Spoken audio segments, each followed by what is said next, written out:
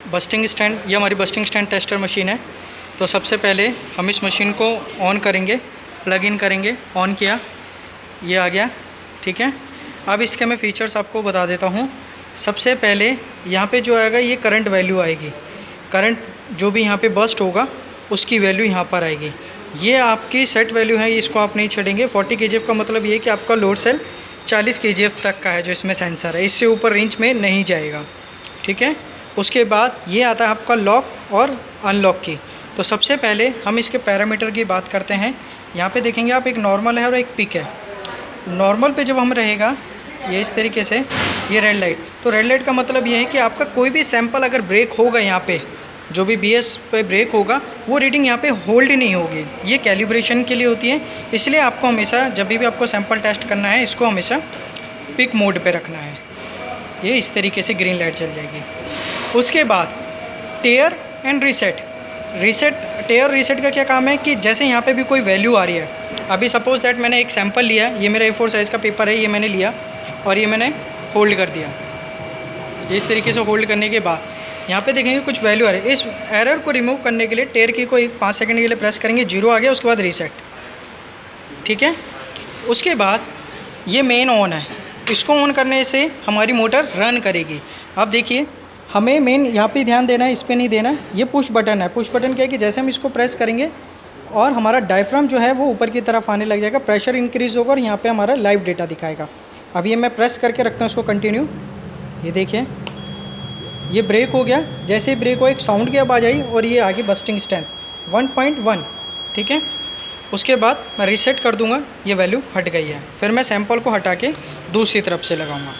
उसके बाद एक आता है आपका लॉक और एक आता है अनलॉक। जब आप इसको लॉक कर देंगे तो लॉक करने पे क्या होगा, अप डाउन आप कोई भी की दबाएंगे, पैरामीटर चेंज नहीं होंगे ये वाले, ठीक है। अगर आप इसको अनलॉक कर देंगे तो उसके बाद आप अप और डाउन की दबाएंगे, ये पैरामीटर चेंज हो रहे हैं। तो हमेशा इसको लॉक पे ही रखना है। तो इंटरनल पैरामीटर चेंज करने के लिए होता क्या है कि अगर 10 kg से बिलो है आपकी रीडिंग, तो आप सबसे पहले मशीन को अनलॉक करेंगे, कैल बटन को प्रेस करेंगे, लो, फिर से कैल बटन को प्रेस करेंगे, हाई, फिर से कैल को। ये कैपेसिटी में लो है। अगर मैं डाउन बटन दबा दूंगा तो ये हाई चला गया, और लो दबा दूंगा तो ये कैपेसिटी लो आ गया, डाउन बताऊंगा फिर से तो हाई आ गया। लो और हाई का मतलब क्या है कि अगर आपकी किसी की बस्टिंग स्ट्रेंथ 10 kg से कम है तो आपको यहाँ पे मशीन अनलॉक करके कैल बटन दबाना है एक बार, फिर से ये कैपेसिटी, इस पे लो सेलेक्ट कर लेंगे। अगर आपकी 10 से ज़्यादा है तो इसको हाई सेलेक्ट कर लेंगे। तो अभी मेरा 10 से कम है, A4 साइज़ का पेपर है, 10 से कम है, तो मैंने लो पे सेलेक्ट करके ये ऑटोमेटिकली आपकी मेन स्क्रीन पर चला जाएगा आफ्टर कंप्लीट 5 सेकेंड। उसके बाद मैं लॉक कर दूंगा, और लॉक करने के बाद मैंने ये सैंपल लगा दिया। अब मैं इसको रन कर देता हूँ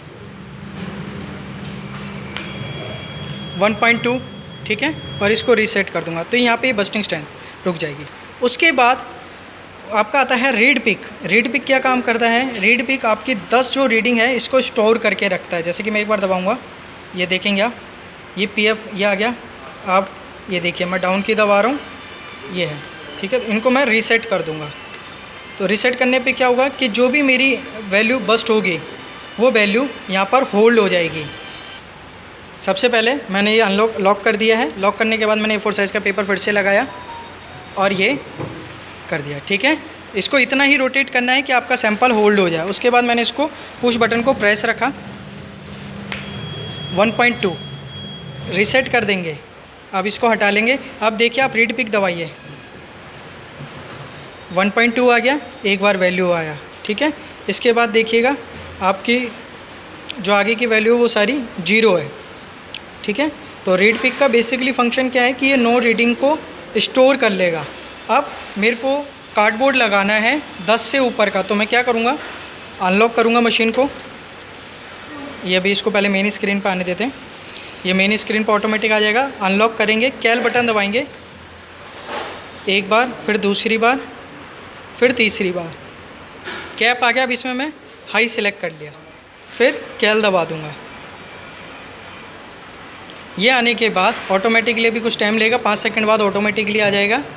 आने के बाद मैं इसको लॉक कर दूंगा और अपना इसके बाद हमने ये कार्डबोर्ड लगाया है जिसकी स्ट्रेंथ 10 से ऊपर है, इसलिए हमने यहाँ पे कैल में आप देखेंगे मैंने कैपेसिटी में हाई सेलेक्ट कर लिया है, ये हाई सेलेक्ट हो गया है। उसके बाद मैं कर दूंगा लॉक। उसके बाद मैं ये प्रेस करूँगा और ये जब तक नहीं छोड़ना जब तक सैंपल ब्रेक ना हो। बस ये आपका सैंपल ब्रेक हो गया है, ठीक है। और ये रीडिंग आ गई 14.4। अब हम देखना चाहते हैं कि इसका डेटा कहाँ पर है। रेड पिक दबाएंगे, फिर डाउन की, सॉरी ये देखिए 12, ये है। इस तरीके से ये रीडिंग इसमें होल्ड होती है, ठीक है। तो ये प्रोसीजर है बस्टिंग स्ट्रेंथ टेस्टर का। हमेशा मशीन आपकी पिक मोड में सैंपल टेस्ट होगा, नॉर्मल मोड में नहीं होगा। मैं आपको करके दिखाता हूँ। तो नॉर्मल मोड में होगा तो क्या होगा, ये नॉर्मल मोड में मैंने कर दिया। अभी मैंने एक सैंपल लगा दिया है फिर से, ठीक है।